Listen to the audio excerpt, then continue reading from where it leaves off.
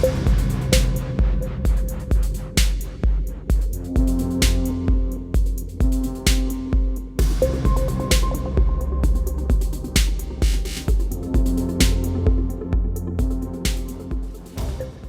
tardes desde el Instituto Cervantes de Rabat.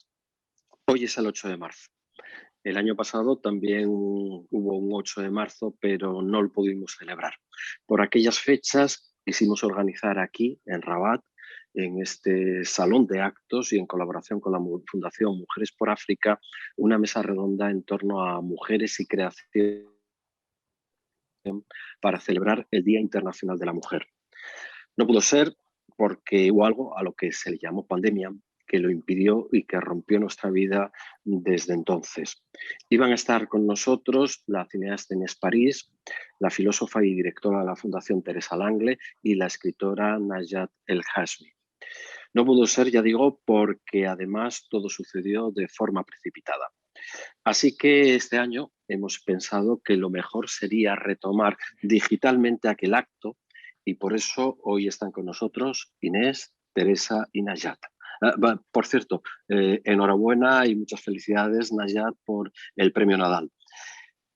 Esperemos que el próximo año ya podamos ocupar este salón de actos que está vacío, solitario, desde hace 12 meses. Pero esta mesa redonda no es un sucedáneo. Lo importante, que es escuchar y ver a nuestras ponentes, se va a poder hacer desde cualquier parte. Y además, de esta forma, continuamos con una relación aplazada, en cierta medida, con la Fundación Mujeres por África y que nos gustaría ampliar en el futuro. Dos de los principios básicos del Plan de Acción Cultural del Instituto Cervantes son la igualdad de género y la apertura del canon digital.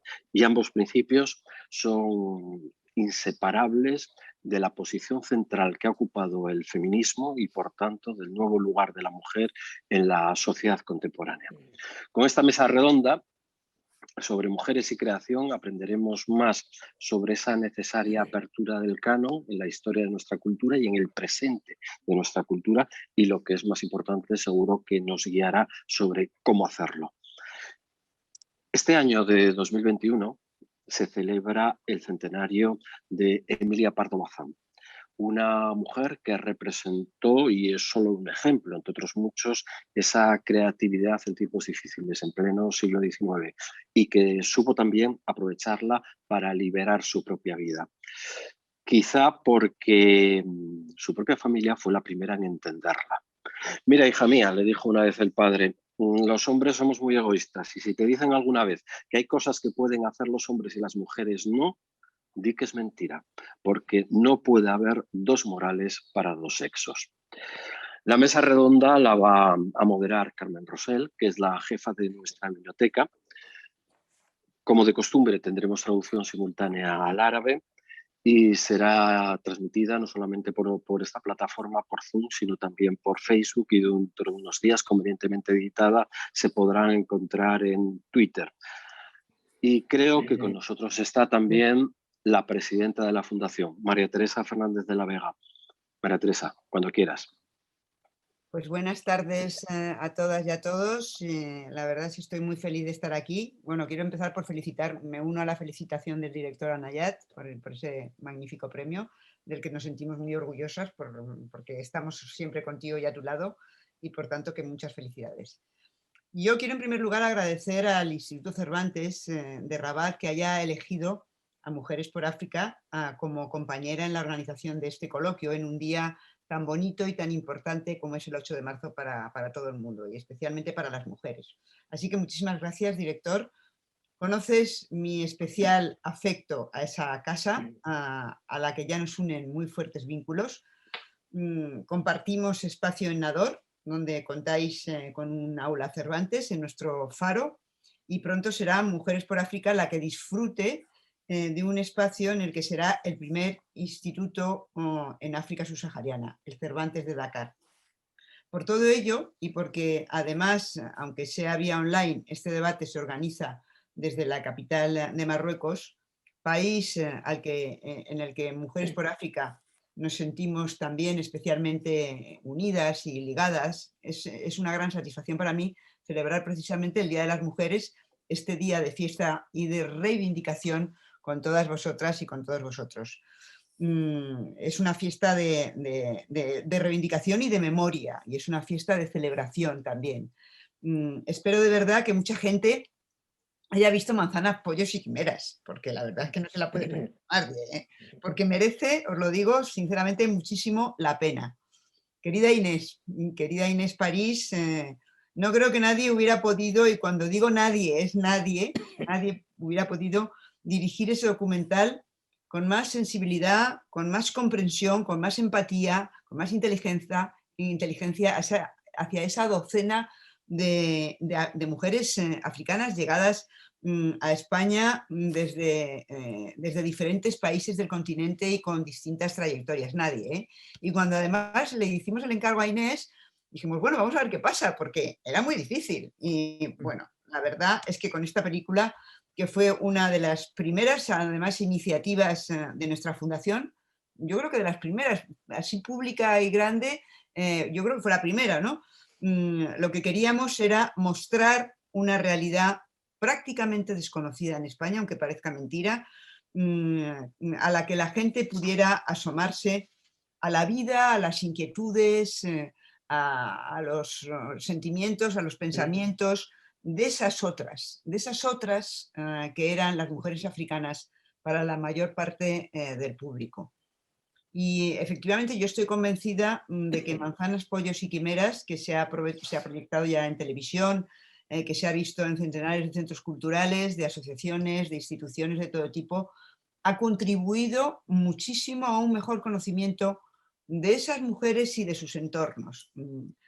Pero algo que quiero subrayar, además, es que la película también ha moldeado de algún modo nuestro propio pensamiento, el propio pensamiento de la Fundación, el propio pensamiento de Mujeres por África, porque ese diálogo permanente que es esta película, ese diálogo permanente, la diversidad que rezuma en cada plano, esa resiliencia, esa capacidad de reinventarse envuelta siempre en alegría y solidaridad frente a situaciones verdaderamente dificilísimas, esa generosidad que les lleva siempre a hacerse cargo de esa cosa tan difícil que es hacerse siempre cargo del otro, muestran a las mujeres africanas como realmente son. Y yo creo que eso nos ha calado profundamente y ha marcado, desde luego, para la Fundación Mujeres por África nuestro modo de relacionarnos con ellas, porque es tanto lo que hemos aprendido y lo que estamos aprendiendo de ellas,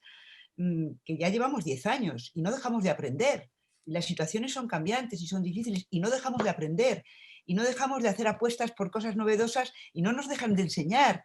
Entonces sigue habiendo un diálogo muy intenso entre la Fundación, todas nosotras que ya nos consideramos africanas, provenientes un poco más del norte, pero también africanas, con nuestros problemas, con nuestra cultura, con nuestras historias, en relación con las historias de ellas, ¿no?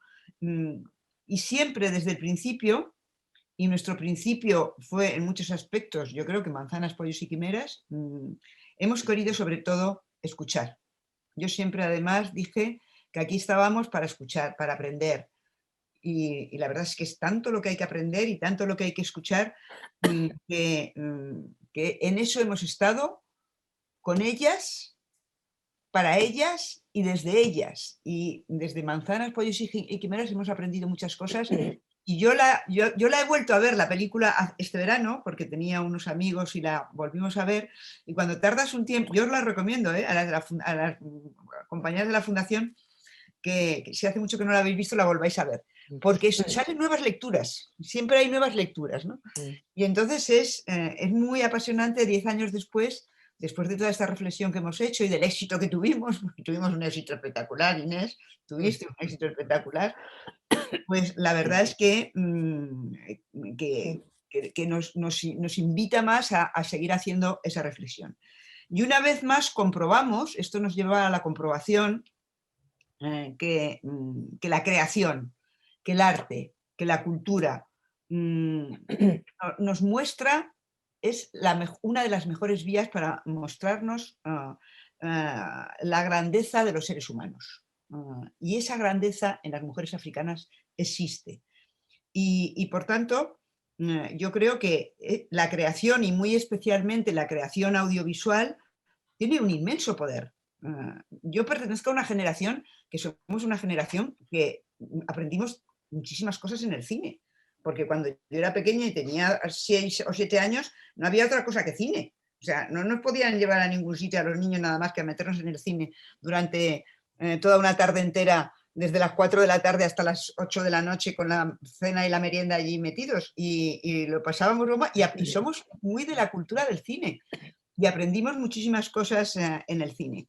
Y entonces eso nos enseñó que el cine nos ha ayudado, como el arte y la cultura, pero especialmente el cine, a poder abrir ventanas, a poder abrir puertas, a poder derribar muros, a poder establecer lazos de entendimiento.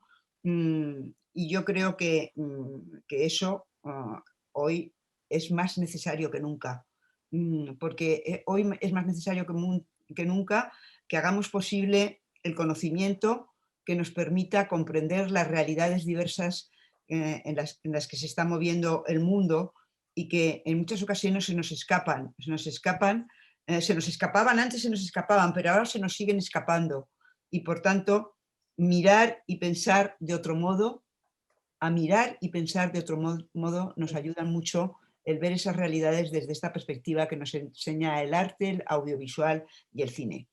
Y esto no solo es para los espectadores, sino sobre todo también es para quienes crean, ¿no? Por eso estoy segura de que las 3 estupendas mujeres y creadoras que participan en este debate, Inés, Nayat, Teresa, van a tratar estos temas con muchísima más profundidad, así que solo me queda desear a todas y a todos cuantos os habéis conectado que lo disfrutéis y que tengamos un feliz y fructífero 8 de marzo.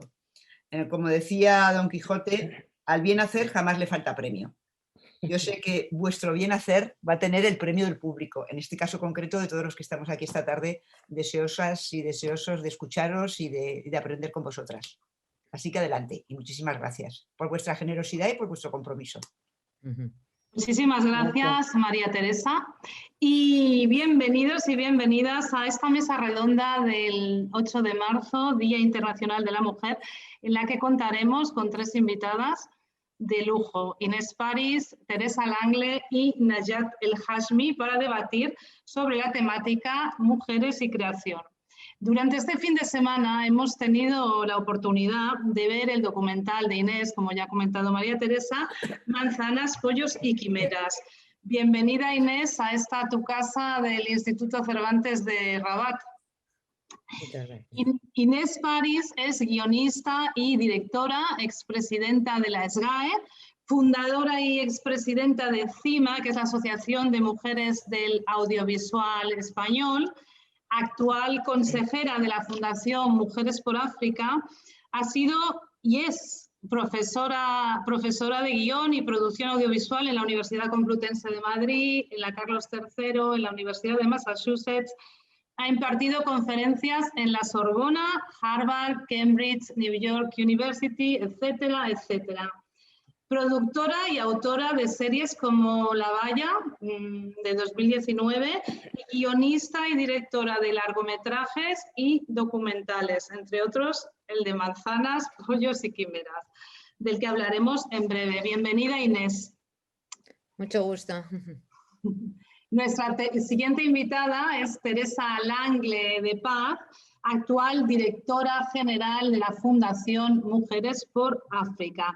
Teresa es doctora en Humanidades y Estudios Hispánicos por la Universidad de Brown, Estados Unidos, país donde ha desarrollado su carrera académica como especialista en estudios de género y feminismos.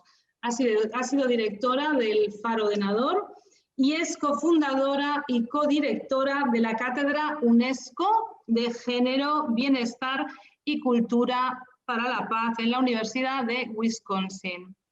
Si me equivoco en algo, me paráis, que voy como un poco embalada, ¿vale? Filósofa, poeta y autora de numerosos ensayos. Su publicación más reciente, La urgencia de vivir, teoría feminista de las emociones, se basa en descubrimientos recientes de la neurociencia y en algo que ella ha venido a llamar una emoción, la emoción feminista, que, bueno, que si puedes luego nos explicas este concepto a los que, bueno, a todos y a las personas que están aquí, que nos están siguiendo en este momento. Bienvenida, Teresa. Encantada. Hola, ¿cómo estáis? Hola. Gracias, Carmen. Y nuestra tercera y última invitada esta tarde, Najat El Hashmi. Buenas tardes, Najat, bienvenida. Hola, buenas tardes, ¿qué tal? Najat es escritora, licenciada en Filología Árabe y colaboradora habitual en prensa y medios radiofónicos. Ha sido mediadora cultural y sus obras se han traducido a más de 10 idiomas. Najat empezó a escribir muy jovencita, bueno, muy jovencita o siendo una niña con 11 años. En 2004 publica Yo també soc catalana. En 2008 gana el premio Ramon Llull por l'últim patriarca y en 2015 gana el San Joan de Narrativa, entre otros. Te encontramos ahora, Najat, con un recién estrenado premio Nadal, que te lo acaban de dar en el mes de enero, muy recientito. Felicidades. Bueno, ya te ha felicitado todo el mundo, pero yo me uno a estas felicidades. Gracias. Y por el lunes nos querrán. Que, no sé, me gustaría citar como una recensión, un resumito de la novela, que voy a citar textual, que es una historia reveladora sobre la importancia que las mujeres sean protagonistas de sus propias vidas, aunque tengan que enfrentarse a condicionamientos de género, de clase social y de origen. Este es el relato del camino hacia la libertad.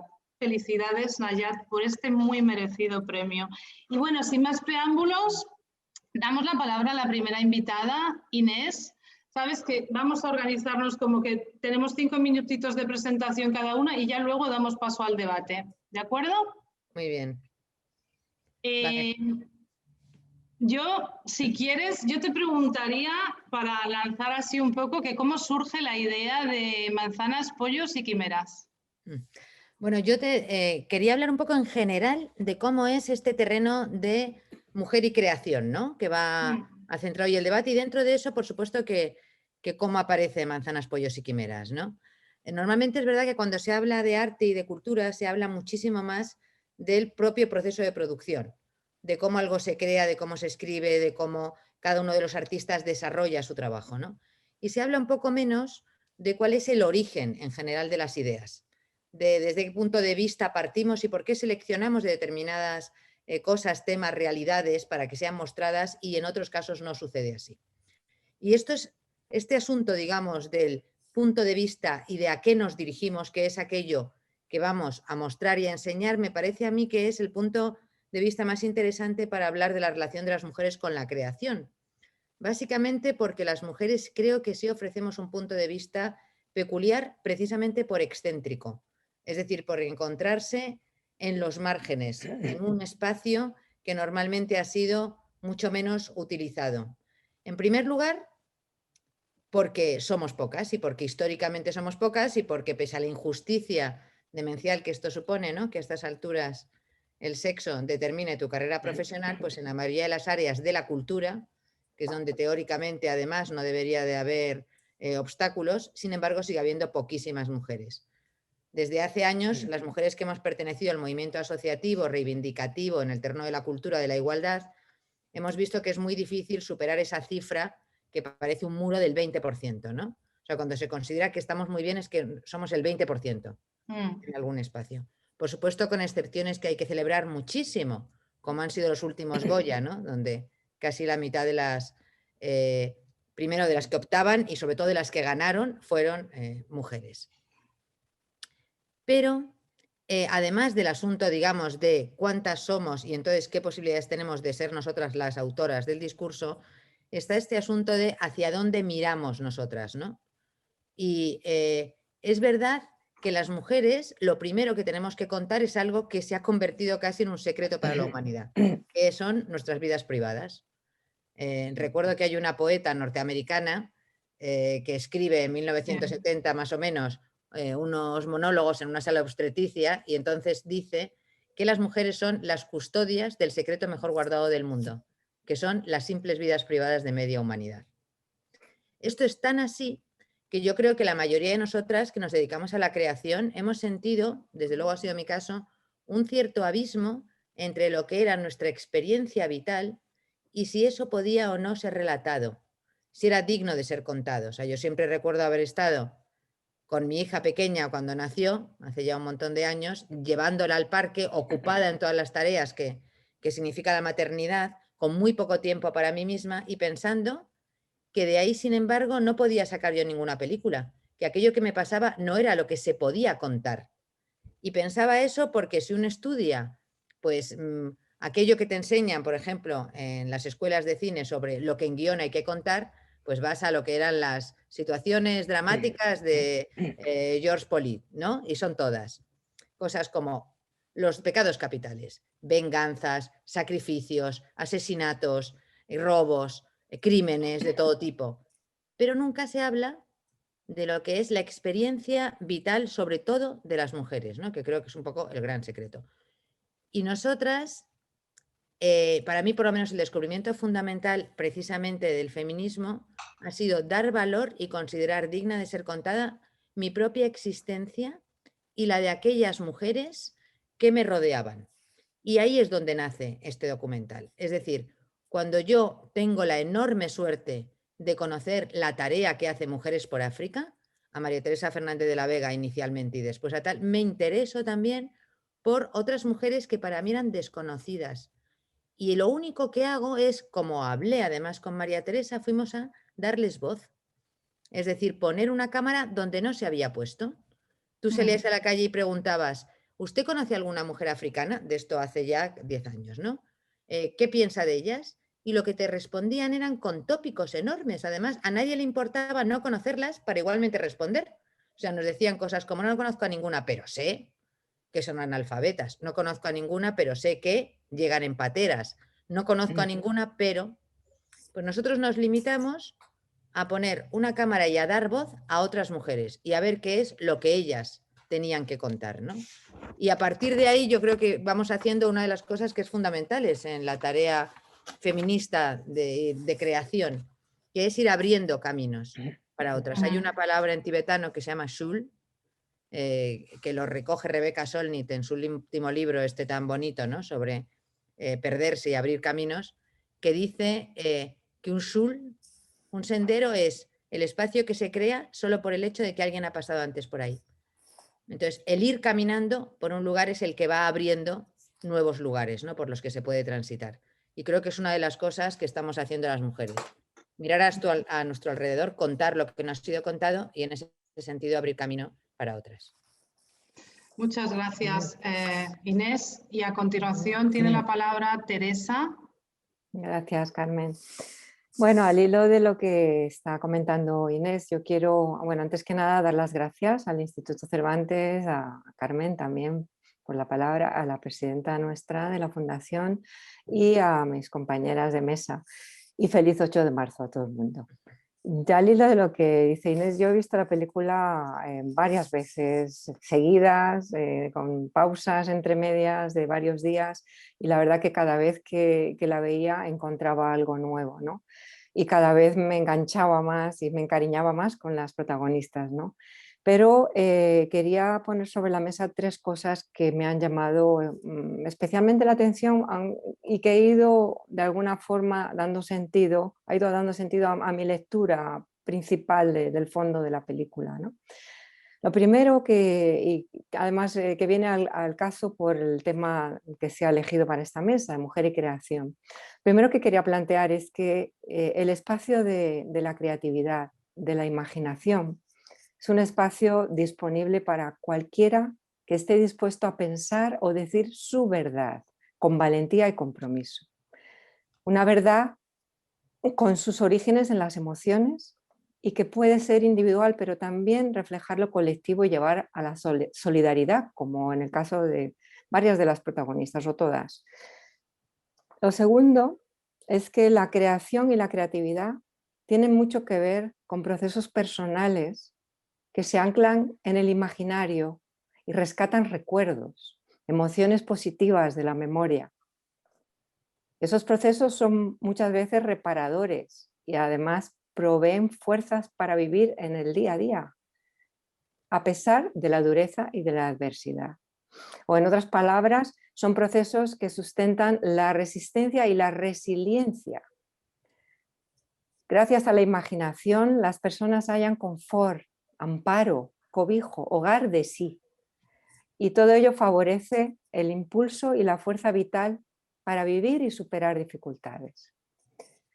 Lo tercero que quiero señalar es que me parece muy relevante con respecto a la película, que nos ocupa hoy además, sobre las mujeres africanas que retrata la película, es que los procesos de reconstrucción del yo que se originan en el imaginario, en la memoria, en las emociones, muchas veces están ligados a relatos sobre la identidad individual o la identidad colectiva, que ponen de relieve estos relatos la singularidad de cada persona y contradicen visiones fijas, estereotipadas y homogeneizantes. Voy a explicar esto muy brevemente y luego, si queréis, seguimos comentando.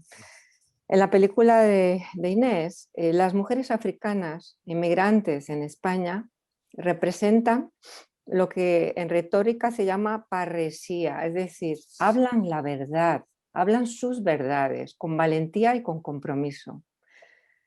Son procesos y relatos personales que tienen un rasgo en común, que es sus raíces, que sus raíces están en el imaginario, en la imaginación y en la memoria idealizada sobre África y sobre los orígenes africanos en general, que además son inseparables del orgullo de raza.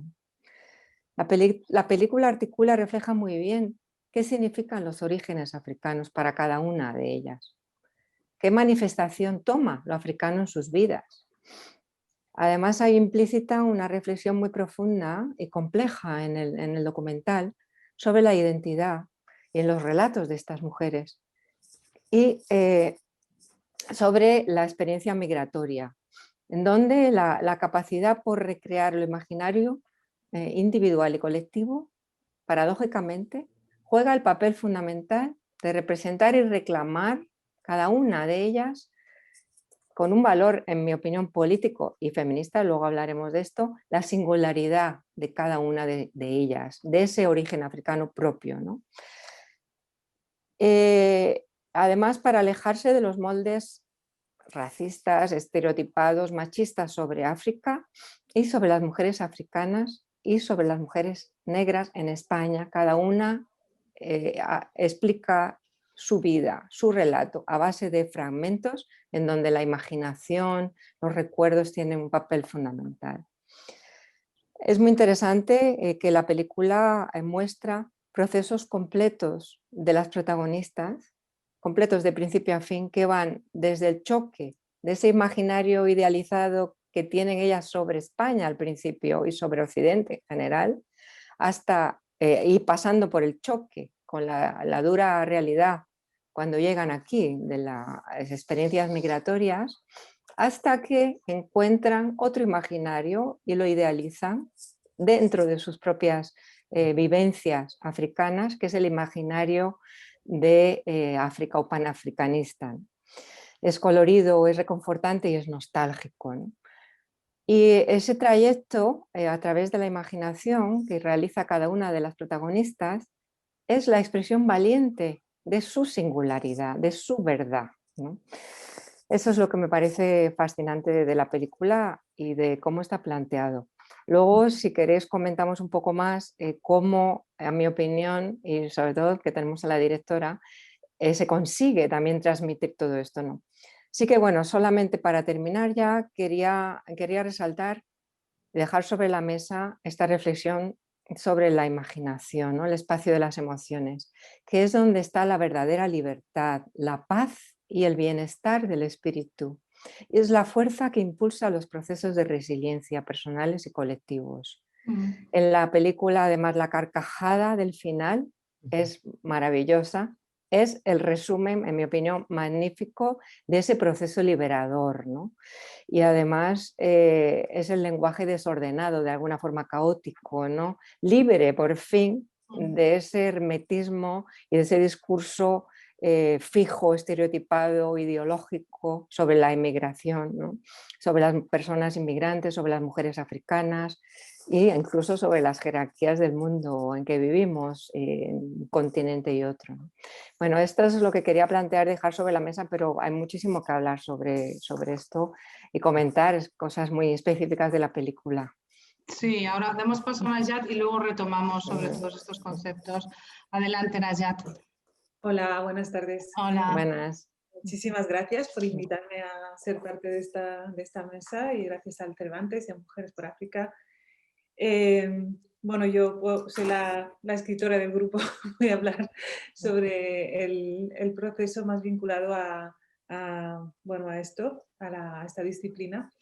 Y me gustaría, ya que tenemos poco tiempo, compartir con vosotros un contraste que yo he vivido como escritora, un contraste enorme, y yo creo que va un poco vinculado también a lo que contabais,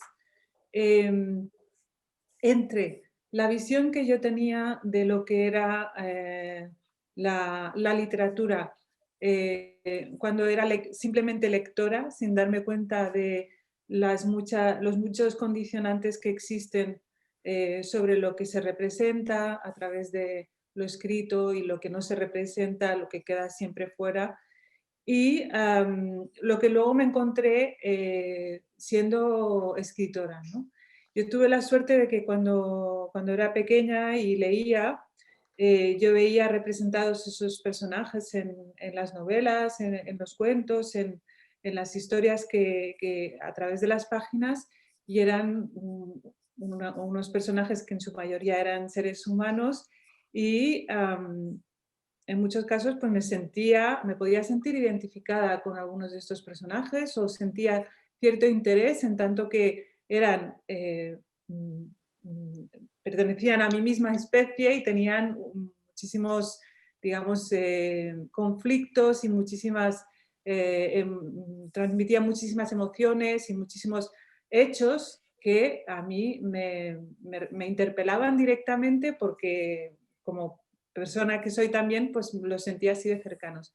Independientemente de que estos personajes pues estuvieran situados en una realidad cultural muy distinta a la mía. Yo recuerdo, por ejemplo, la fascinación por un personaje como Sherlock Holmes, que no tiene nada que ver absolutamente con nada de lo que me podía resultar familiar en ese momento siendo una niña, o el interior de las casas de un barrio como el de Sant Gervasi, que ocupaba muchas de las novelas de Mercè Rodoreda, que tampoco tenía nada que ver con...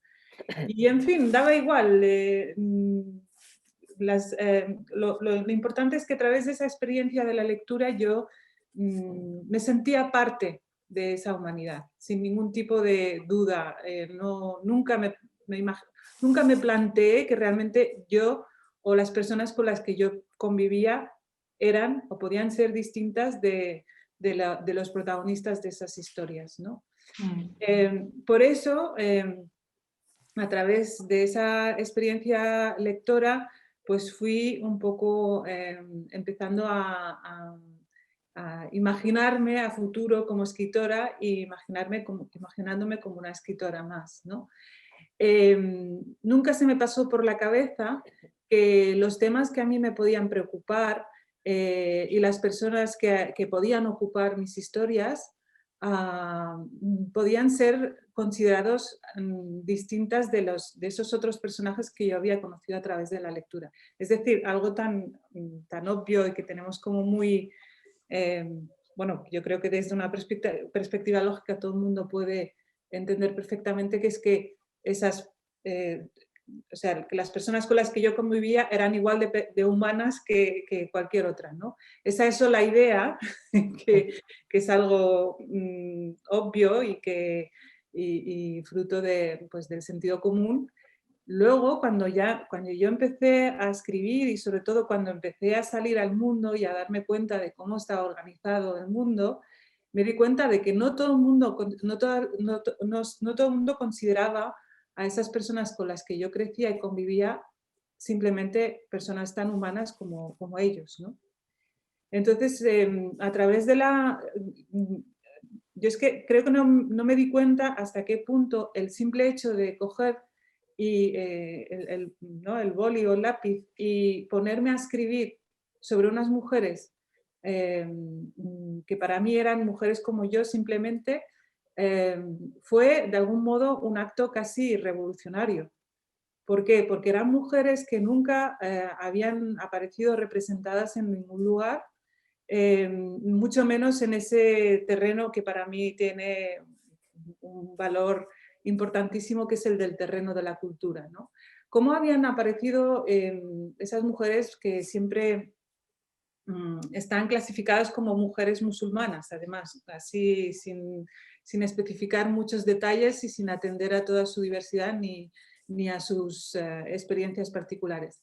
¿Cómo son representadas normalmente? Normalmente son representadas a través de los medios de comunicación de mayor impacto, pero siempre desde fuera, por supuesto, y siempre analizadas, estudiadas, con un acercamiento casi antropológico. Yo esta reflexión la pongo en boca de un personaje que aparece en mi última novela, que es una chica un poco, bueno, que dice las cosas sin pensarlas demasiado, y decía: nosotras las moras no aparecemos nunca en los videoclips de música, ni en las películas, ni somos protagonistas de series, ni nada. Simplemente si salimos en la televisión, salimos en los documentales de la 2 y encima vistas desde lejos, tapadas en grupo, como si fuéramos una manada. Entonces ahí ha habido un proceso realmente de deshumanización muy importante hacia esas mujeres, ya digo, que están bajo la etiqueta de mujeres musulmanas. Para mí fue un contraste descubrir esa representación que se hacía de esas mujeres, teniendo como tenía al alcance sus vidas dentro de las casas, sus distintas personalidades, el modo en que se expresaban, el modo en que contaban también y narraban sus historias y muchísimas anécdotas. Esto fue parte también de mi proceso de intentar poner en valor ese legado de las mujeres de mi familia. Se da la circunstancia de que eran muy buenas narradoras, muy buenas contando historias, porque sabéis que en el RIF la lengua es oral, entonces eran ellas las principales creadoras, yo diría. Yo creo que, bueno, puede sonar exagerado, pero para mí lo fueron, creadoras, ¿no?, de historias, de literatura oral, que además se iba transmitiendo y que va tejiendo todo un imaginario familiar, ¿no? Durante mucho tiempo yo aprendí a descartar completamente ese legado de las mujeres de mi familia, porque precisamente estaba, incluso yo misma como hija de familia inmigrante, estaba, yo creo que de algún modo condicionada por esa construcción estereotipada que se había hecho de esas mujeres, ¿no? Y entonces creo que recuperar los relatos que ellas decían e intentar incorporarlos a lo que escribo, es una forma de, por un lado, conciliar todas esas raíces literarias distintas, la raíz escrita y la raíz oral de las distintas lenguas, y al mismo tiempo derribar ese muro que hace que continuamente se las vea como víctimas siempre, como sumisas, como sin personalidad individual. A mí es lo que más me indigna directamente, ¿no? El que no se vea que ahí hay mujeres con todas sus, con todas sus miserias y sus cosas buenas y su esplendor y toda su complejidad como cualquier otro ser humano. Así que, bueno, yo creo que es algo que entendí después de haberme puesto a escribir muchos años después, pero al final la escritura se convierte en un instrumento muy poderoso para intentar desarmar esas construcciones estereotipadas y al mismo tiempo rehumanizar a mujeres que son tan humanas como cualquier otro y pues a la vez contar historias que a mí personalmente me resultan interesantes porque cuando las observo, cuando las tengo cerca, pues no sé, creo que son que tienen tanto contenido como cualquier otra historia protagonizada por señores que tienen todos los problemas económicos solucionados, que lloran unas penas muy concretas, ¿no? Entonces la pregunta, yo creo, a este nivel es un poco, yo creo que alguien lo dijo antes, ¿no? ¿Qué es lo que podemos contar y qué es lo que estamos contando y qué es lo que dejamos fuera de esa representación a través de lo que escribimos, ¿no? Gracias, Nayat. Han salido, ¿qué es lo que podemos contar? Hacer camino, creatividad, experiencia migratoria, emociones. Os doy la palabra. Sí, bueno, yo una de las cosas que no quería dejar de decir primero es agradecer enormemente también a Teresa sus palabras tan elogiosas sobre el documental, que yo de una forma pudorosa no había querido entrar tanto en él, ¿no? Pensaba que era una excusa para que habláramos de una manera más general, pero hay una cosa que todas habéis coincidido y que creo que en el documental sí está muy presente, que es lo estupendas narradoras que son también estas mujeres que ahí aparecen, que tendrá que ver seguramente, como decía Nayat, por la importancia de la tradición oral o por lo que sea, digamos, pero es impresionante, digamos, lo bien que son capaces de contar su historia. Y cuando cuentan su historia, efectivamente, qué sorprendente es lo fuera que está de los lugares comunes, que esas, cuando decíamos de pronto, es que estas mujeres, yo me acuerdo que le corría a decirle a María Teresa, al poco de estar rodando, digo, no sé qué pasaba aquí así. Bueno, estaba muy...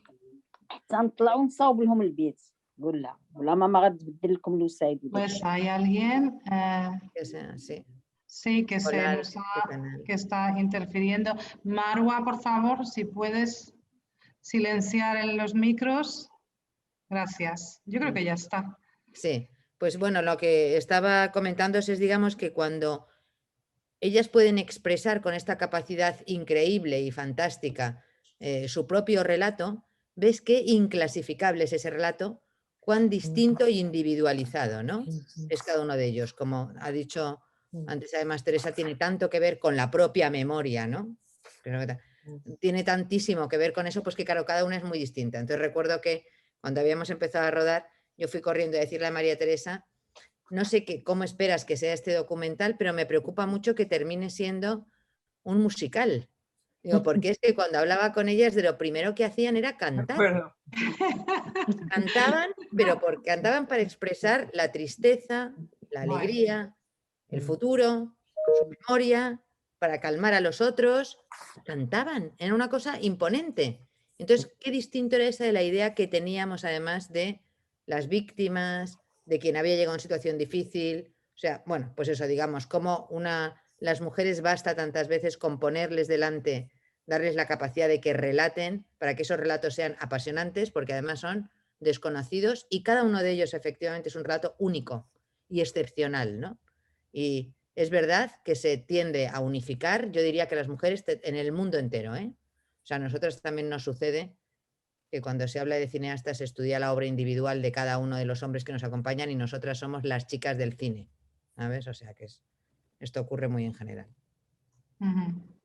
Sí, Inés, ya a esto que dices, a mí me parece que eso es también lo interesante, ¿no?, de la película, que es lo que estaba intentando transmitir, ¿no?, que es cómo lo singular de cada una, singularísimo de cada una de ellas, se expresa a través de un discurso, y eso lo consigues de una manera para mí brillante, ¿no?, a través de un discurso fragmentado, ¿no?, a través de, porque la película está hecha a trozos, ¿no? Está hecho a fragmentos, tanto en la superposición de imágenes como en la superposición de los relatos, ¿no?, y cómo van de uno a otro.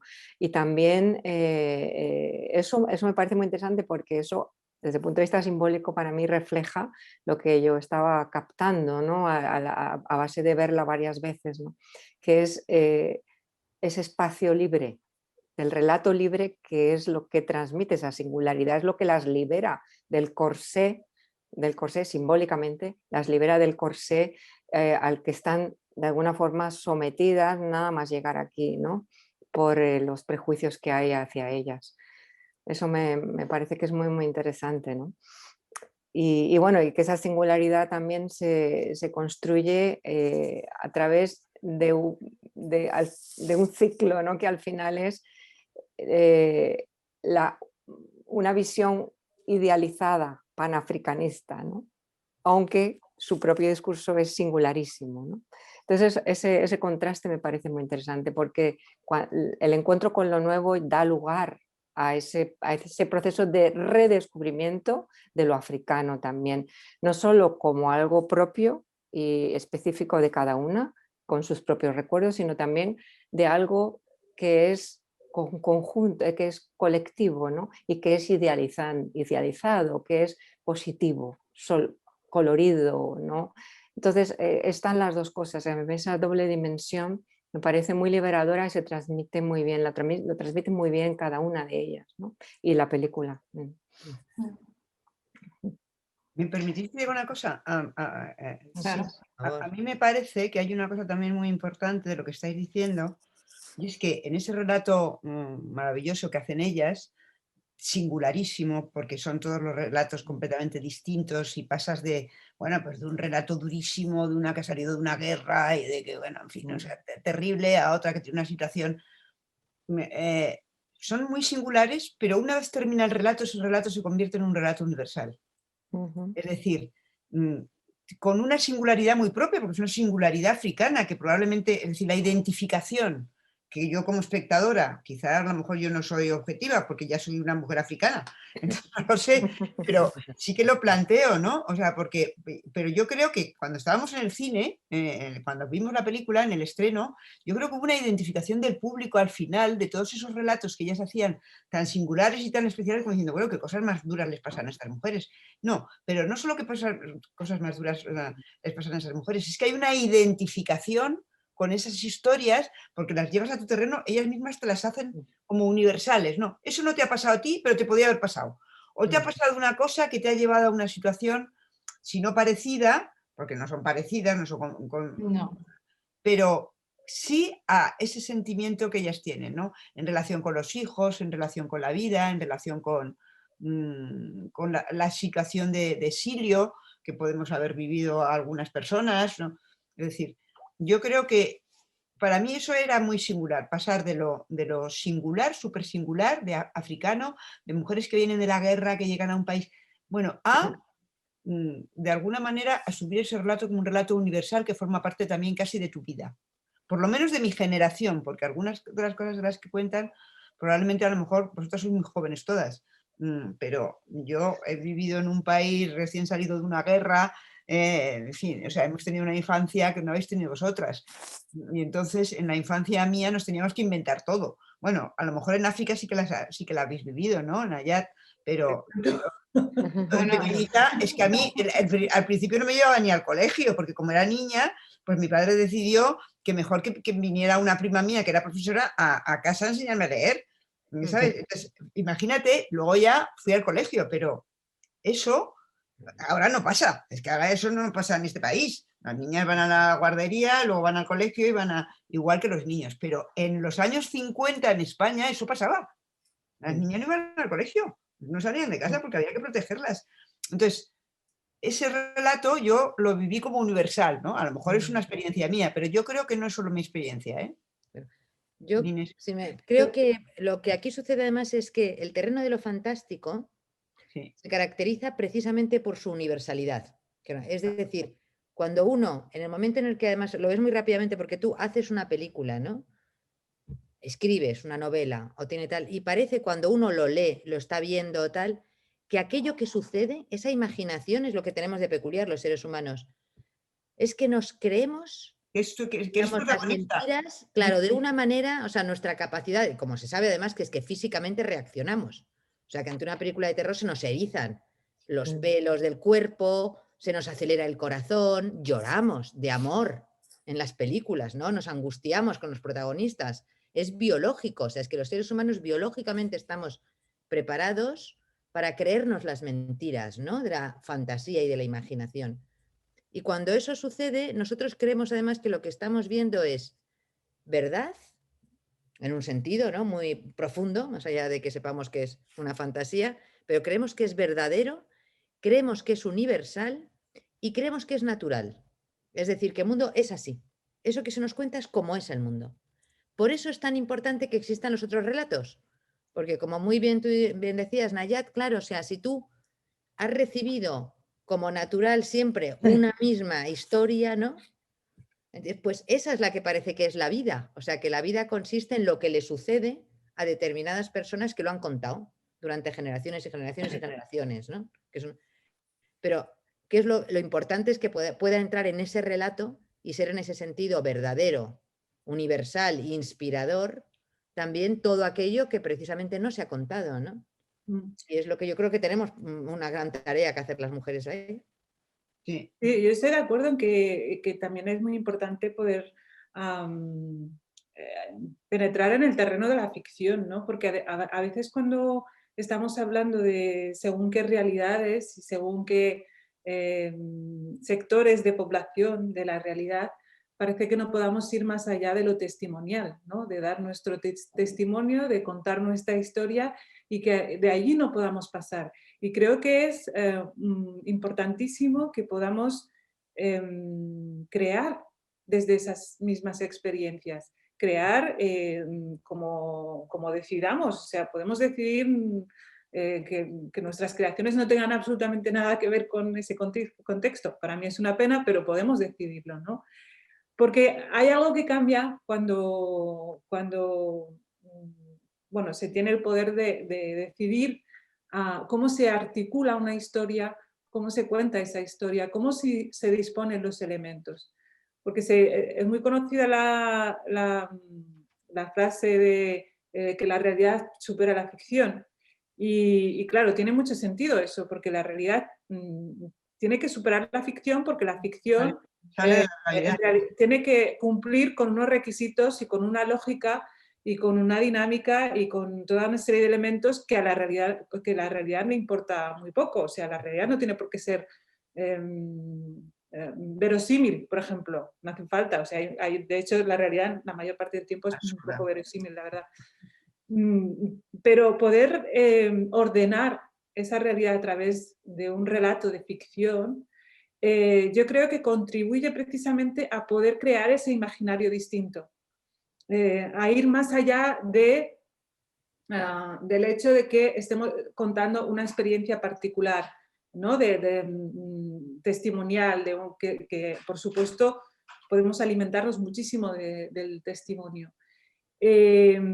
Porque también estamos hablando, o sea, hay que poner sobre la mesa que es una cuestión también de poder, o sea, ¿quién tiene el poder de construir historias y quién no? ¿Quién está despojado de ese poder desde el principio y no puede acceder a todos esos espacios en los que impactar de algún modo, en los que llegar al espectador o llegar al lector y penetrar en espacios en los que es a veces mucho más difícil de penetrar cuando las historias que cuentas tienen que ver con esas personas un poco menos humanas que el resto, ¿no? En el caso de las mujeres, y en el caso de las mujeres, pues que tenemos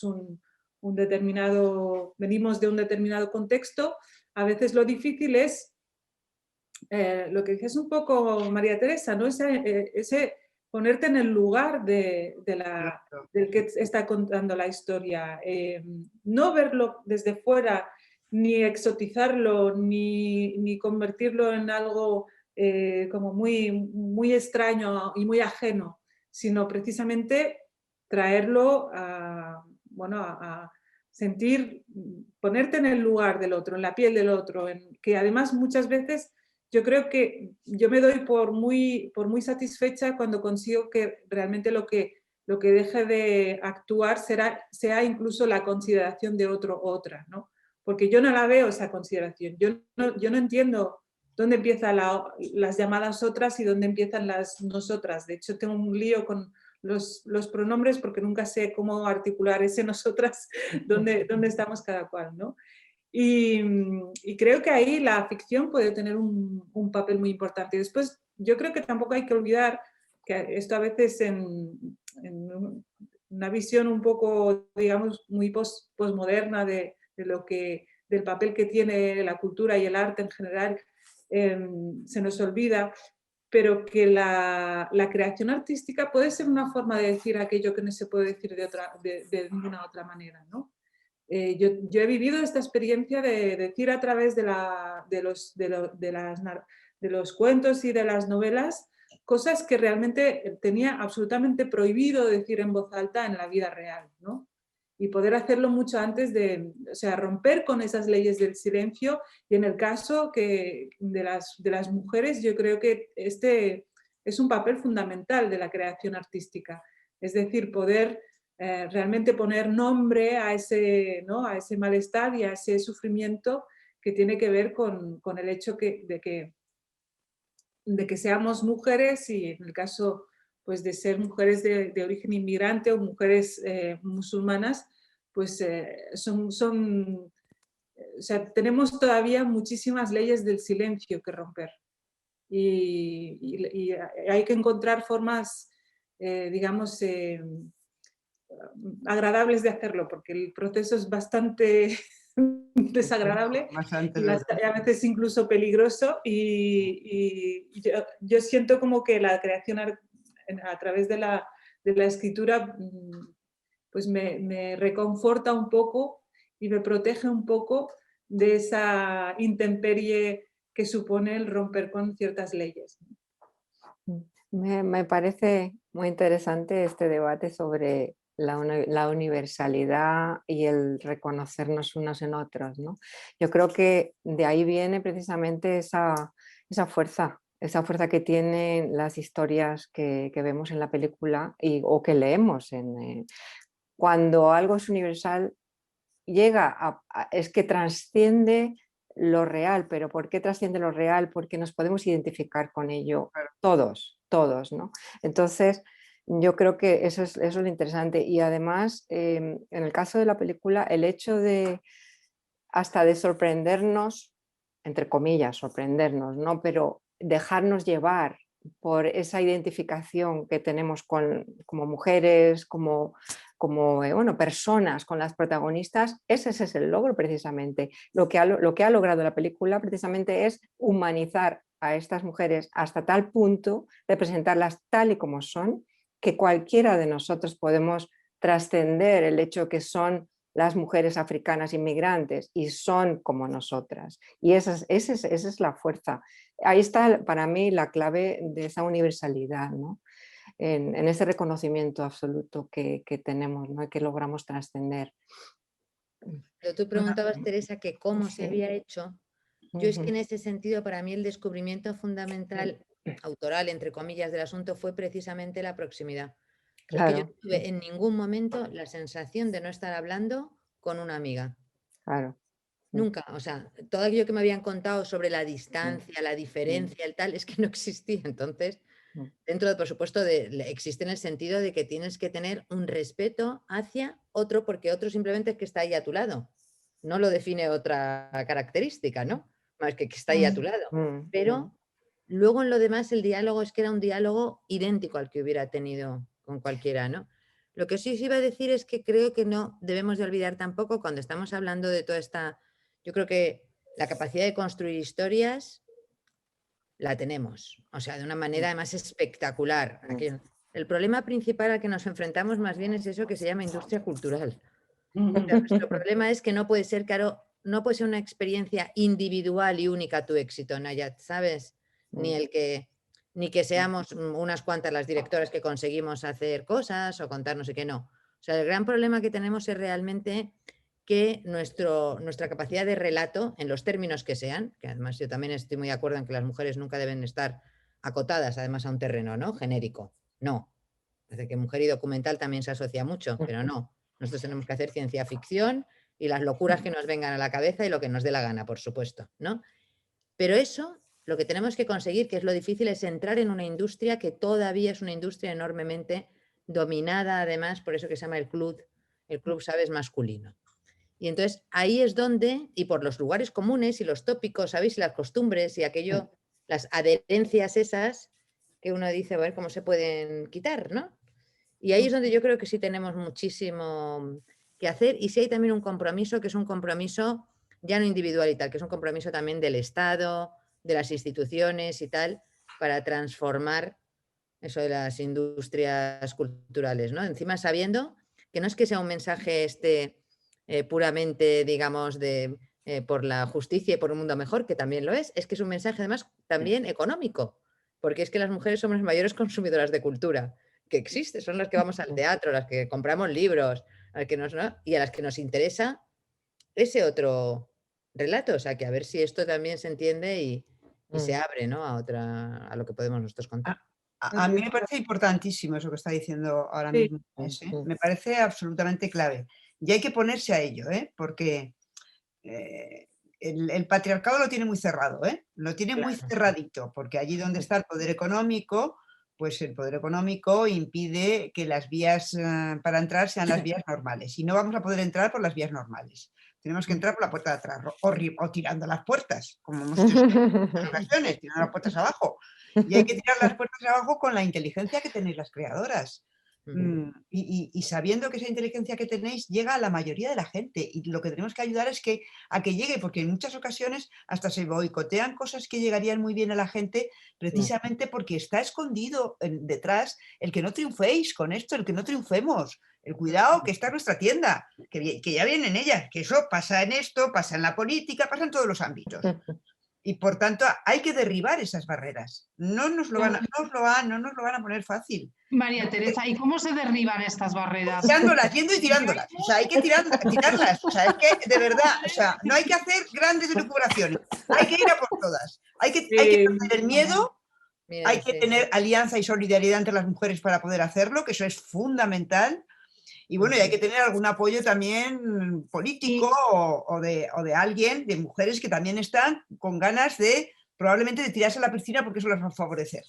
Aunque solo sea para eso, decir, oye, tú que eres una mujer poderosa, ayúdanos a tirarnos por la escalera todas nosotras porque vamos a hacer una cosa que va a gustar muchísimo a todo el mundo y vamos a triunfar. Y tenemos que tener habilidad en eso, ¿no? Yo tengo claro que este documental nunca se hubiera hecho, por ejemplo, si no estuviera ahí María Teresa.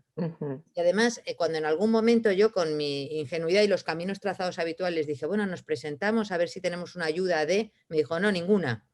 Vamos a hacerlo porque vamos a hacerlo nosotras. Claro, si nos podemos con la ayuda, y te cuento, estamos todavía con la ayuda. Y Claro. ha sido todo así. Por ejemplo, nosotros, CIMA, que es una asociación... Hay que tener una asociación del... Perdona, Teresa, tú. Sí. No digo, hay que tener arrojo, hay que perder el miedo. Hombre, a veces es difícil, pero yo creo que también en estos momentos tenemos una capacidad de alianza a las mujeres muy importante. Eso es lo más importante. Eso hemos ganado mucho. Ahora mismo somos muy capaces de aliarnos, ¿no? De buscar alianzas, no con todo el mundo, pero de buscar alianzas, ¿no? Luego, por ejemplo, CIMA es una asociación a la que yo pertenezco. Que nació estando yo en el gobierno, o sea, el CIMA, ahí nacisteis. Exacto, cuando María Teresa... Para tiraros a la piscina. Yo la primera carta que me quedé asombrada, que recibí una carta, éramos 13 directoras de cine, y recibí una carta de María Teresa, vicepresidenta del gobierno, apoyándonos. Claro. Fijaros lo importante que es eso, que esas 13 han pasado pues 12, me parece que son, o 15 años, son 700 mujeres del audiovisual en España. Fíjate, de 13 claro, pero hay que hacer 700, cosas de pero arrojo. además, Yo, sí. claro, lo más importante es que esas 700 mujeres, con el apoyo que eso significa, lo que nosotras elaboramos a lo largo de estos años y tuvimos que aprender de mujeres que sabían mucho más que nosotras y también nos pusimos a estudiar, porque es lo que hay que hacer, pero nosotras elaboramos un plan de acción. Claro. O sea, nosotras tenemos un plan de acción para lograr la igualdad en el cine, muy concreto, ¿eh? Muy concreto. Y cada vez que hay una reunión y nos dicen qué hay que hacer, decimos este plan de acción y lo sacamos. Claro, o sea, entonces es solo compromiso político para hacer el plan de acción, que lo tenemos ahora, ¿eh? O sea, la verdad es que eso es una... Y nosotros propusimos medidas muy concretas y con esas medidas muy concretas se puede avanzar, claro que sí. O sea, que es que las cosas también hay que ponerse y normalmente las mujeres, sobre todo a través de las asociaciones, que somos las profesionales que sabemos que hay que hacer, si nos escuchan y nos dan la posibilidad de que eso se lleve a cabo, pues sí que sabemos muchas cosas que hay que hacer. Sí. Pero también tenemos que escucharnos entre nosotras, las mujeres. Sí. Porque escucharnos, leernos, vernos. Sí. No es verdad, porque a veces somos las últimas que vemos las películas de otras mujeres o que leemos los libros de otras escritoras. Esto es muy importante, no es unirse también en ese espacio de espectadora, ¿no? Y no solamente como creadoras. Y yo creo que hay que tener claro una cosa, no nos van a ayudar. Exacto. No nos van a ayudar. Sí. Tenemos que hacerlo nosotras. Y entonces, como hay que hacerlo, vamos a hacerlo. Entonces, hay que perder un poco el miedo, hay que aliarse para no estar uno solo en una batalla de esta naturaleza, pero hay que hacerlo, de verdad, ¿eh? O sea, yo, vamos, a mí en cualquier cosa que me digáis que es vamos a derribar una pared, allí me apunto. Porque todo lo que sea derribar paredes y muros, me parece que es fundamental. Y además, ¿saben? En la Fundación no saben que es que yo, cuando empezamos, vamos a pensarlo, vamos a hacer una comisión de... No, vamos a hacer una... Al grano. Nada, o sea, vamos a hacerlo, si ya lo tenemos claro, y Actuar. vamos a ponerlo a hacerlo nosotras, porque nadie nos lo va a regalar. Entonces luego ya buscar las alianzas y bueno, ahora tenemos que hacer otra película, Inés, estamos en ello, ¿no? Que por Sí, cierto, yo cuando te estaba ahora oyendo decía, mira, a ver qué tenemos que hacer, sí. Y seguramente lo que María Teresa está muy empeñada, Nayat, que antes decías tú, es precisamente en que lo que hagamos con Fundación sea ficción.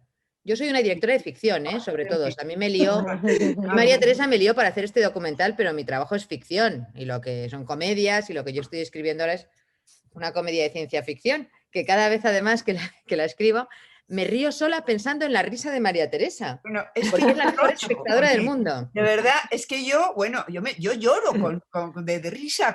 Pues eso es lo que hay que hacer, porque eso es lo que quiere la gente también. Claro. Contar bien las historias y que las historias te hagan feliz, de alguna manera, o te enseñen cosas, o te hagan pasar, disfrutar. Oye, es que tenemos una vida muy dura todos. Claro. Una película que te hace reír durante una hora, bueno, es que eso no tiene precio. Es dificilísimo, además hacer una comedia es mucho más difícil que hacer un drama, 1000 veces. Sí. Una buena comedia. Yo debo de confesar que tengo una especie de virus cómico inyectado, pero ¿cómo se llama? Lo que hay que hacer es una de las que quiere hacer María Teresa, que son además rodando en África. Nayat, te tenemos que liar para que nos ayudes en esta tarea. Nador, vamos a Nador. Sí.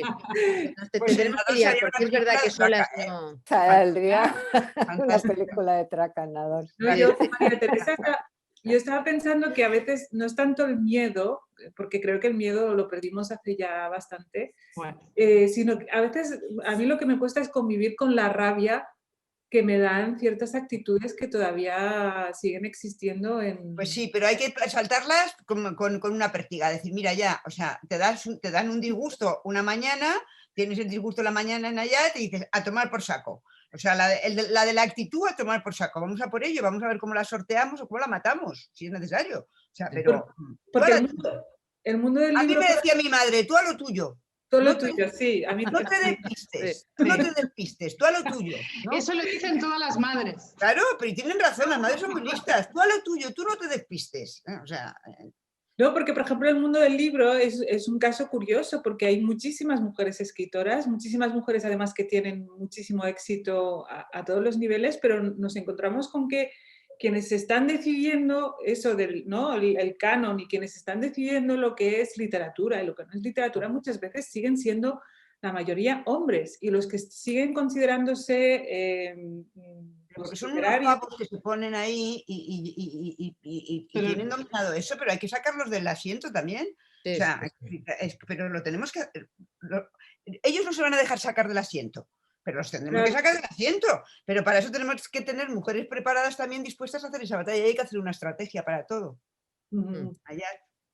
Sí, no, pero es un caso muy, muy curioso porque la mayoría de las lectoras son mujeres. Las mujeres no compran libros de hombres y libros de mujeres, les da igual. Y por ejemplo ahora en las últimas semanas ha pasado una cosa muy curiosa en Cataluña, que es que las listas de más vendidos en catalán, los 5 primeros puestos estaban todos ocupados por mujeres. Entonces eso fue noticia. Y se empezó a, no sé, a transmitir la idea de que a lo mejor eso era fruto de algún tipo de discriminación positiva para favorecer la escritura de mujeres, cuando son todas autoras que bueno, cada nadie una... les ha hecho ni caso en la vida, nadie. ¿Eh? Que nadie les ha hecho ni caso. La pértiga. La pértiga, tú la pértiga y ala, a por ello. Sí. Como no hay nunca manera de ganar. Si lo hacemos, porque no lo hacemos, si no lo hacemos, porque no lo hacemos, si llegamos porque nos han ayudado, si estamos ahí es porque... Entonces da igual, como dice María Teresa, da igual, vamos a lo nuestro y se acabó, porque es que no hay manera de ganar. No a veces, y yo comprendo que es a veces muy difícil, es muy duro, pero no, es que no hay otro camino, de verdad. Yo me hago mayor y digo, a ver si las nuevas generaciones abren nuevos caminos. Pues no, hay que volver otra vez a por todas. Vamos a por ello y a por ello. Yo creo que fue hace como 5 años o así. También yo estaba, no sé qué, y me dicen, pero te vamos a dar una muy buena noticia en un debate de este tipo, que es que hay un estudio, no sé qué era, algo muy importante, un organismo internacional, que dice que se va a alcanzar la igualdad. Digo, oh, qué bien. Dentro de 50 años, y digo, pues yo a mí me imagino. O sea, porque yo no me quiero haber muerto. O sea, por favor, o sea, toda la vida con esto, no, a ver si se puede acelerar un poquito este proceso. Vamos a acelerar. Hay otros que se aceleran, como la vacuna. Lo que tenemos que hacer es romper la espiral, como decía Gerda Lerner, la historiadora norteamericana, que la historia de las mujeres avanza en espiral, ¿no? Va para atrás, un poquito para adelante, un poquito para... Lo que tenemos que hacer de una vez es romper esa espiral. Y avanzar no en línea recta, sino en todas las direcciones. Todas. Y mira, hablando de lo que hay, de las mujeres a las que hay que leer, qué maravillosa es la biografía de Gerda Lerner. Sí, ¿verdad? Está traducida al castellano. Y la encontré en una librería de viejo y me lo pasé monstruosamente bien. Y dices, ¿pero por qué no está esto traducido? No sé. Una pregunta, ¿creéis que hay alguna área que está más, o sea, en el tema cultural, en el ámbito cultural, que está más masculinizada que otra? Quiero decir, ¿es la escritura, es el cine, es la...? En mi opinión, pero siempre yo es una de las cosas que defiendo, digamos, cuanto más poder político, industrial y económico, más poder hay en un área determinado, menos mujeres. El cine. Esa es una proporción inversa, ¿sabes? Históricamente también ha pasado, quiero decir, cuando el cine lo consideraban una bobada, que era una cosa, una atracción de feria, y entonces tal y no sé qué, pues oye, es que no os lo podéis imaginar, es que las directoras eran todas mujeres en los inicios del cine. O sea, las que hacían todo en realidad, y es que las revistas americanas de esa época decían, ¿cuál es la mejor profesión para una chica? Dirigir cine.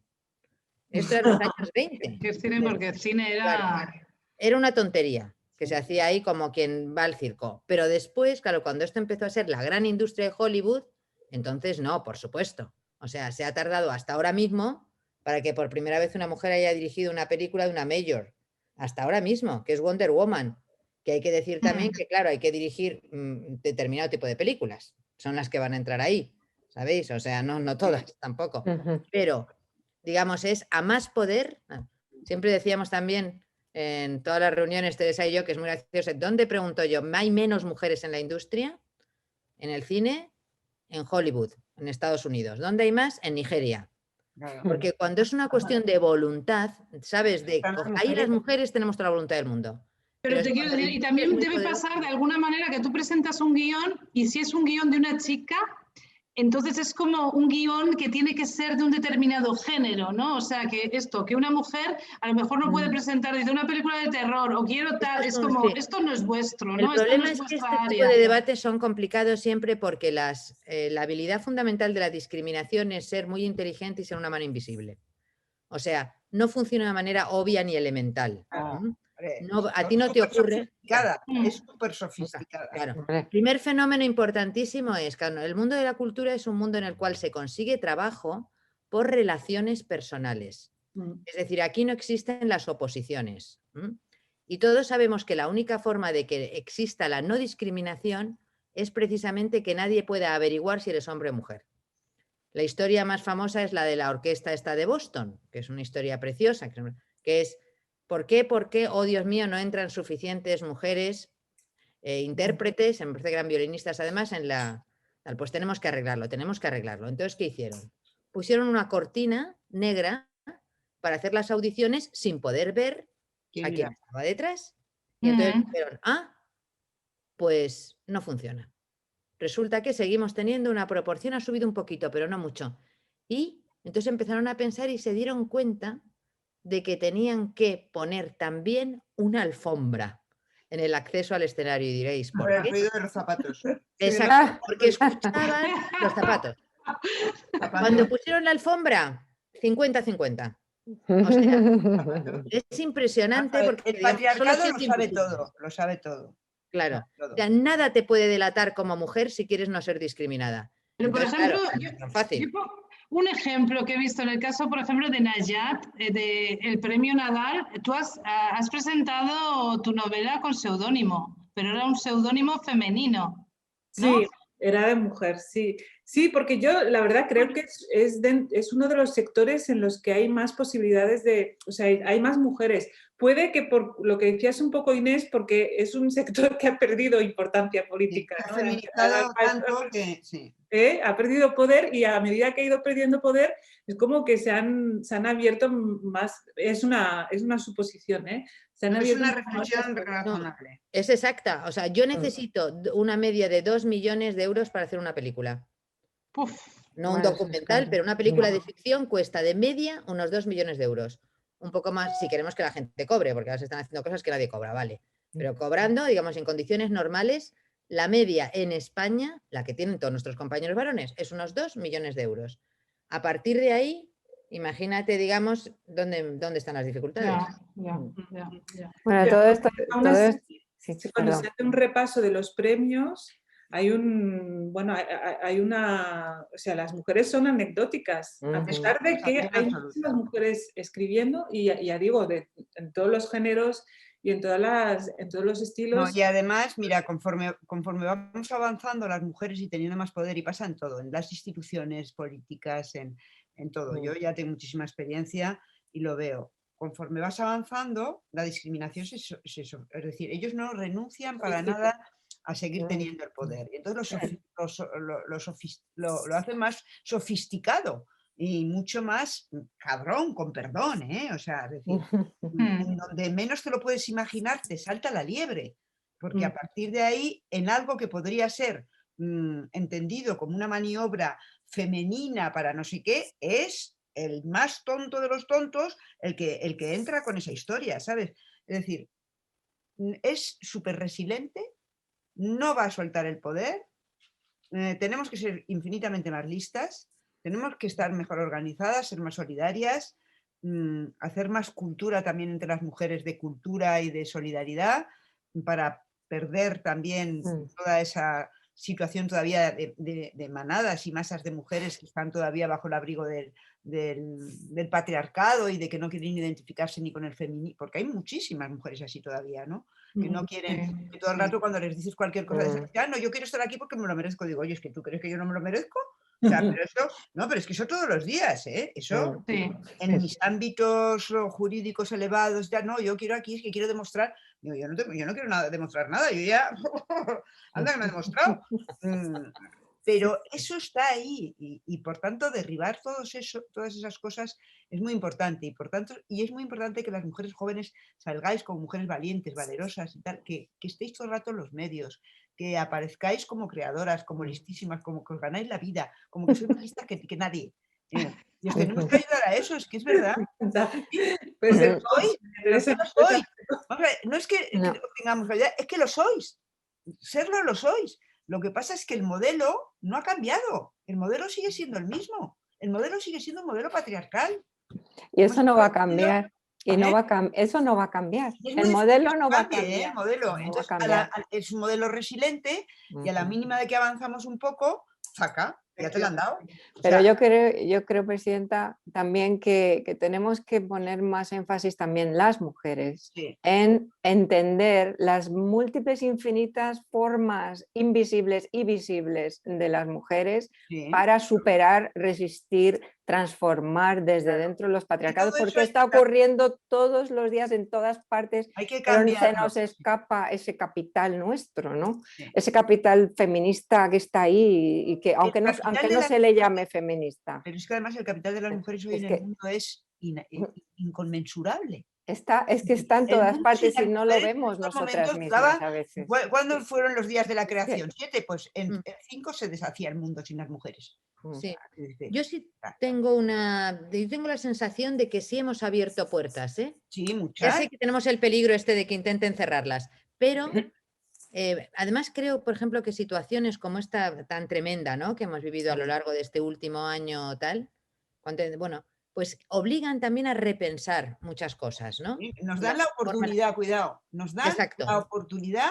Nosotros tenemos que saber que incluso las situaciones malas nos dan la oportunidad de aprovecharlas para transformarla en algo, para aprovechar esa situación que hay, que es lo que ha hecho siempre el patriarcado, aprovechar la situación para colarse, ¿no?, y avanzar.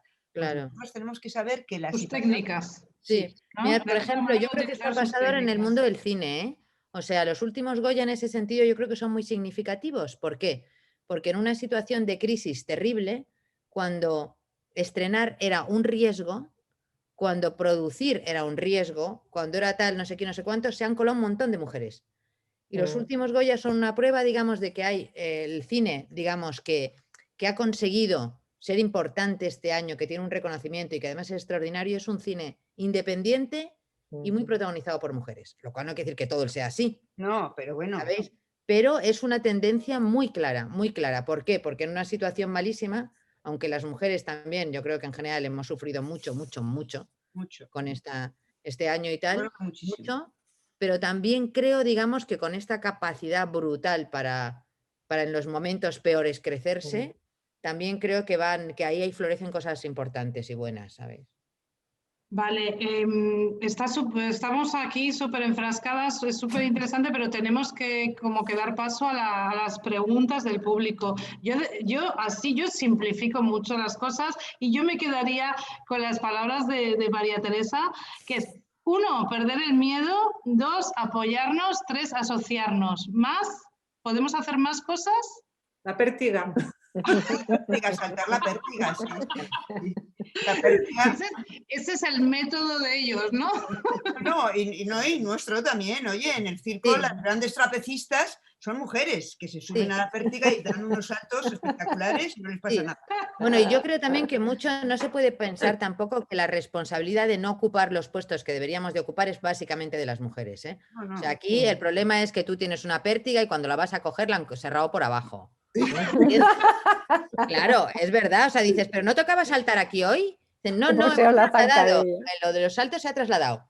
Dices, ahí va. ¿Entiendes? O sea, ahora ya no se salta. Quiero decir que el problema es transformar la industria cultural. Hay que cambiar el modelo. Transformar la industria. Tenemos un arduo trabajo por delante, ¿no? A ver, os hago la primera pregunta y va para Mujeres por África.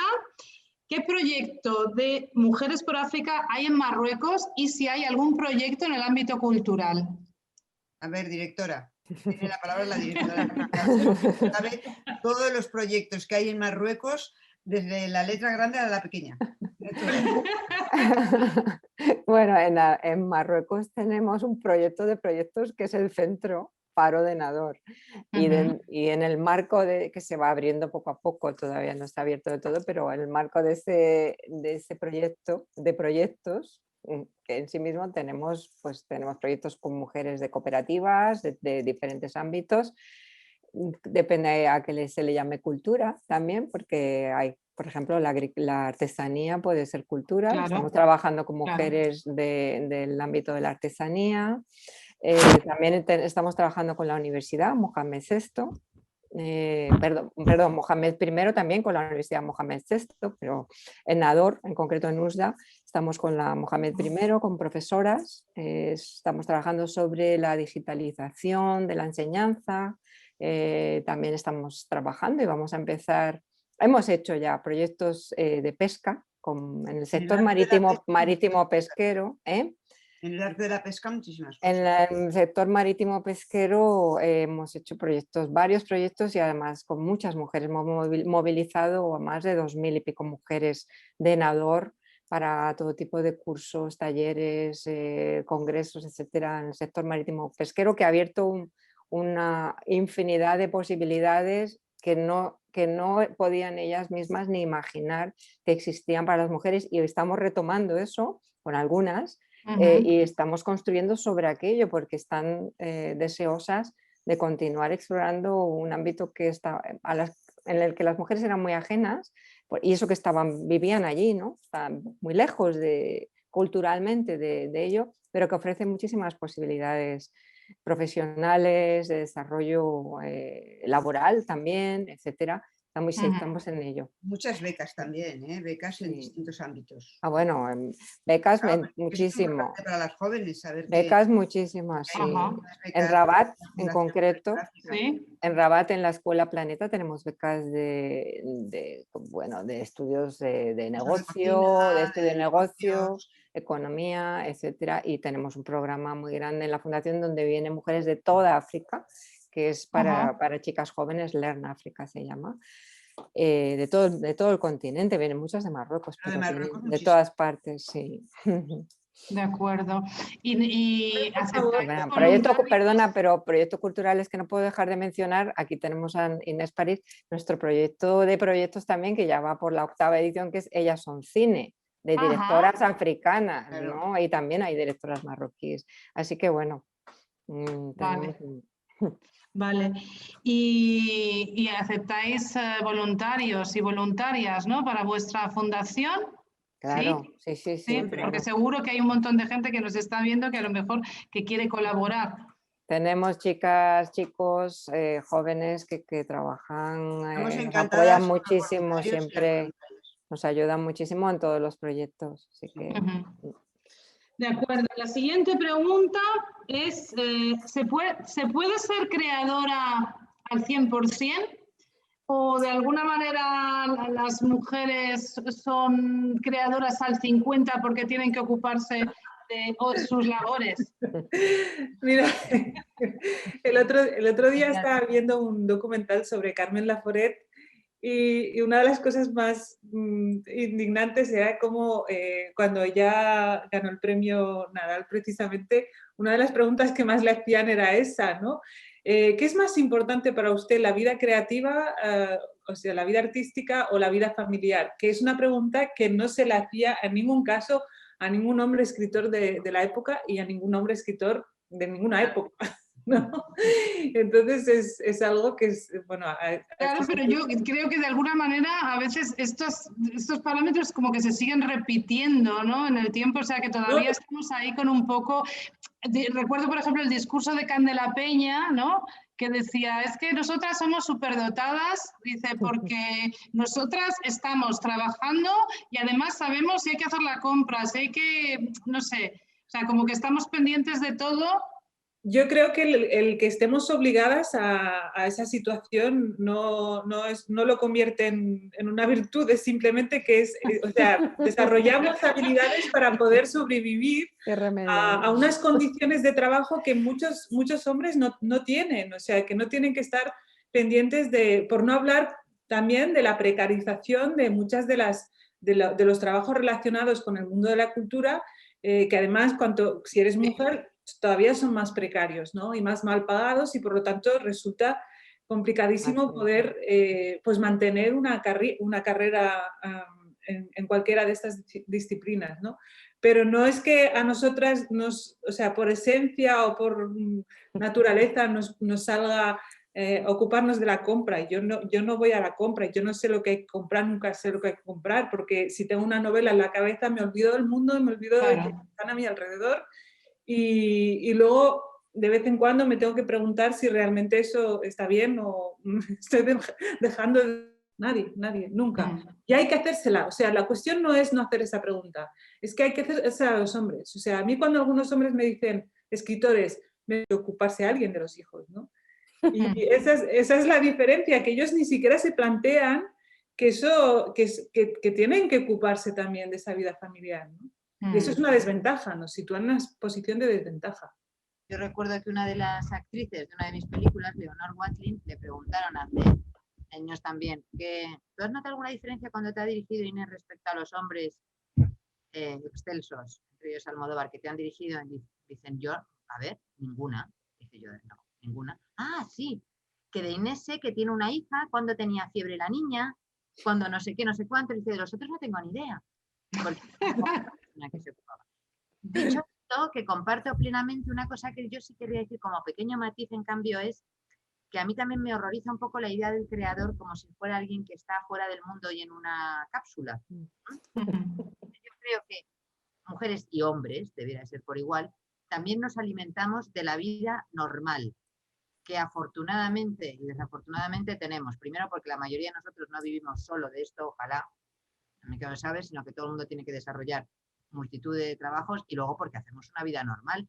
Y yo pienso y aprendo mucho cuando estoy en la calle, ¿sabes? O cuando cojo el metro, o cuando no sé qué, porque mi obligación es, y me alimento de lo que veo también, de lo que leo, de lo que tal, pero también muchísimo de lo que veo, de lo que hablo con otras personas, ¿sabéis? Y de lo que veo a mi alrededor.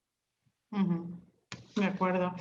Ya por último, porque creo que vamos a ir como justos en tiempo, yo quiero hacerle una pregunta a Teresa Langle, que se me había quedado antes en el tintero, y es que la emoción feminista. Bueno, Leerte el libro de Teresa. Nuevo remate. Bueno, te lo voy a dejar en 2 palabras, casi poquitas, para que te entren ganas de leer el libro. Vale. Bueno, la emoción feminista, el concepto que yo trato de desarrollar extensamente, que es mejor no que trato, sino que desarrollo extensamente en el libro y en otros libros que he publicado, es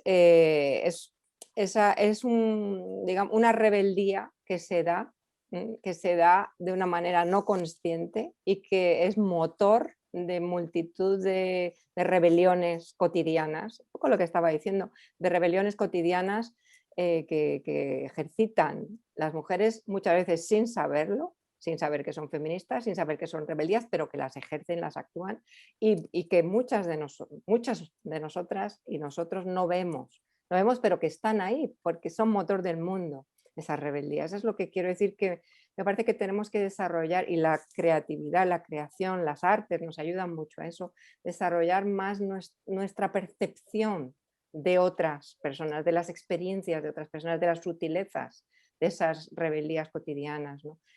Y empezando por nosotras mismas, por las mujeres, unas a otras, ¿no? Porque se nos pierden muchas cosas y a lo mejor ahí podemos encontrar una unidad, una fuerza de conjunta, ¿no? Mucho más grande de la que podamos tener en otros momentos, así en general, ¿no? En la que tenemos. No sé si, bueno, pero vamos. No, yo creo que es muy interesante. En cualquier caso, me leeré el libro. Sí, es muy verdad que yo creo que Teresa, no lo digo porque ella esté aquí delante, porque ella ya sabe lo que opino. Yo creo que es la única filósofa que ha desarrollado en este país ese concepto muy bien desarrollado. Y yo creo que es muy importante hacer una aproximación a todo lo que significa esa emoción feminista, porque es una gran aportación a nuestras vidas. Y por tanto eso nos puede servir para canalizar y también para ayudar a canalizar al propio patriarcado, porque pequeñas resistencias. El monstruo está dentro. El Claro. monstruo está dentro del patriarcado, es congénito, es sistémico. Y entonces, bueno, también. O sea, Es que es así. A mí me ayuda mucho leer. Esa es la idea. Con los libros de la emoción feminista de Teresa, porque además ahí te lleva a procesos en donde tú te identificas muchas cosas que te han pasado que no has sabido probablemente ni canalizar ni analizar, pero que una vez ya ha puesto en forma de pensamiento, pues dices, pues te hace reflexionar y te ayuda también a canalizar bueno, pues no estar todo el día subida en un pino, ¿eh? Porque claro, a veces la emoción feminista es también la rabia, es muchas cosas, y eso te ayuda a canalizar con inteligencia también tus propias emociones en un sentido mucho más positivo, ¿no? Entonces yo creo que es imprescindible. No puedes estar en la vida sin leer la emoción feminista. Bueno, gracias. Pero ahora mismo estaba apuntando para pedir, vamos, ir corriendo a buscarlo. El primer libro, el primero, Teresa. El otro es más claro, el otro es la teoría completa. Sí, no, el primero. El primero es más fácil de leer, el segundo pero es donde está toda la teoría, ¿no? Sí, pero el La primero. urgencia de vivir nos recomiendas. La urgencia de vivir. La urgencia de vivir es la teoría completa. No, pero yo... Pero hay capítulos llevaderos, presidente. Y si no, hay otros que son más abstractos. Está muy bien, es un libro maravilloso, pero yo empezaría por el primero. ¿Cuál es? ¿Cómo se llama, Teresa? La rebelión sigilosa. La rebelión sigilosa. Su nombre ya lo indica. ¿Por dónde va? La rebelión sigilosa está publicado por Icaria y la urgencia de vivir por Antropos. ¿Vale? La urgencia de vivir ha salido hace 2 años o así. O sea, yo creo que hay que leer primero la rebelión sigilosa. Vamos, oye, podéis leer lo que queráis, y la autora está aquí. Pero yo lo digo como lectora, como discípula y lectora discípula de la maestra filósofa, que La rebelión sigilosa es un libro muy, muy importante para entrar en todo ese mundo de las emociones en donde las mujeres nos movemos tanto, pero que Claro. encuentras una identificación muy grande. A mí ese libro, bueno, yo lo sigo teniendo y lo utilizo muchas veces, y cuando estoy así voy y siempre encuentras ahí alguna reflexión inteligente. Qué bien. Y luego ya hay que hacer el segundo, pero el segundo ya es para doctoras. Luego el otro Pues, es más pulido ya. Para nuestra biblioteca, para la biblioteca del Instituto Cervantes de Rabat, para que lo tengan todos los que nos han escuchado hoy y los que no nos han escuchado también. Se los recomendaremos. Gracias. Bueno, damos por finalizado el turno de preguntas y no me queda más que daros las gracias a todas, a Inés, Teresa, Nayat, María Teresa, en esta mesa redonda de hoy, 8 de marzo, Día Internacional de la Mujer. Gracias también a todos los que nos habéis seguido a través de las redes, a través de los canales del Instituto Cervantes de Rabat. Y por último, quiero dar las gracias a la Fundación Mujeres por África por toda la labor que están llevando a cabo por las mujeres africanas y por todas nosotras. Yo personalmente os felicito por vuestro trabajo y me quedo con una frase de María Teresa que escuché no hace mucho y que dice algo así, que cuando una mujer da un paso, todas avanzamos. Pues gracias por todos esos pasos que estáis dando y por visibilizar la labor silenciosa de tantas y tantas mujeres. Muchas gracias. Gracias. Muchas gracias. Os damos la palabra para que os despidáis. No, pues muchas gracias a todos. Muchas gracias. A todas vosotras por vuestra y al público. Y al público, a todos los que han estado escuchándonos, que esperemos que estas reflexiones, primero que les hayan divertido y segundo que les permitan también seguir en una reflexión que les abra siempre vías para ser mejor, ser más feliz y poder gestionar mejor la vida de cada uno. Seguro que sí. Porque el arte y la cultura nos ayuda muchísimo a eso, o sea que es fundamental. Nada, muchísimas gracias. La verdad es que además ha sido un rato agradabilísimo y en esta situación de pandemia que a veces uno se siente tan solo, ¿no? Pues tener a este grupo maravilloso de compañeras charlando y tal, y a todas las mujeres y hombres que puedo imaginar ahí detrás, pues es un placer. Ha sido lo más cercano, el Zoom más cercano a tomarse un café o charlar que he tenido después de infinitos Zooms. La verdad es que ha sido muy agradable. Ayer salió un científico, porque es verdad que el trabajo telemático produce muchísimo estrés, sobre todo cuando tienes que dirigir una reunión complicada con mucha gente, es muy estresante. Y decía que efectivamente esos webinars de mucha gente que hay que controlar y que producen un estrés enorme, pero esto no ha producido ningún estrés. Esto es otra cosa. Sí, desestresante. El de hoy ha sido desestresante. Pero gracias a todas vosotras, que sois geniales. Muchas gracias. Es verdad. Muchas gracias. Adiós, gracias a todas. Adiós, Carmen, gracias. Hasta luego. Adiós. Hasta luego.